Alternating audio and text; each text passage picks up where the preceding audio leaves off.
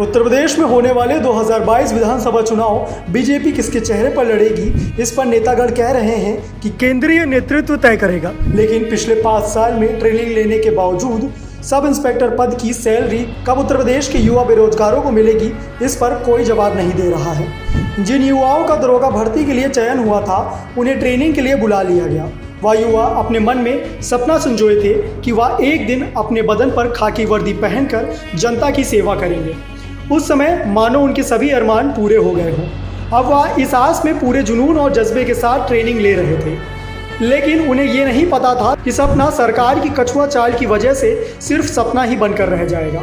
साल 2016 में हजारों युवाओं ने उत्तर प्रदेश में 3,307 पदों पर सब इंस्पेक्टर भर्ती के लिए आवेदन किया था, लेकिन लिखित परीक्षा जुलाई 2017 में हुई, लेकिन पर्चा लीक हो गया, जिसके कारण परीक्षा रद्द हो गई। इसके बाद दिसंबर 2017 में फिर से परीक्षा करवाई गई और 2 साल बाद फरवरी 2019 में इसका परिणाम आया।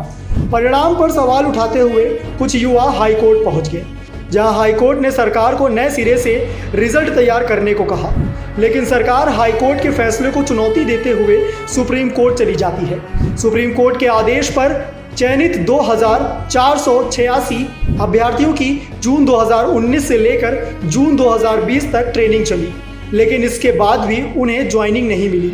इसको लेकर राजधानी लखनऊ में सैकड़ों ट्रेनिंग दरोगा पुलिस भर्ती बोर्ड के सामने प्रदर्शन भी कर रहे हैं। बता दें कि इस भर्ती में सफल हुए 600 से ज़्यादा अभ्यर्थी पहले ही सरकारी नौकरी में थे। कुछ सचिवालय में थे तो कुछ सिपाही के पद पर और कुछ दूसरी नौकरी में थे। परीक्षा में सफल हुए अभ्यर्थी ट्रेनिंग पर जाने से पहले अपने मूल विभाग में धारणाधिकार की अर्जी दी और ट्रेनिंग पर चले गए, लेकिन जब वह धारणाधिकार का समय पूरा होने पर अपने मूल विभागों में फिर से वापस लौटने की अर्जी दी तो उनकी कोई सुनवाई नहीं हो रही है। अब अभ्यर्थी न घर के रहे और न घाट के। बदन पर वर्दी पहनकर जनता की सेवा करने का उनका सपना सिर्फ सपना ही बनकर रह गया। अब सवाल उठता है कि जो तेजी चुनाव जीतने के बाद सरकार शपथ लेने में दिखाती है, वही तेजी युवाओं को रोजगार दिलाने में क्यों नहीं दिखा पा रही है। खबरदार के लिए अब्दुल्ला की रिपोर्ट।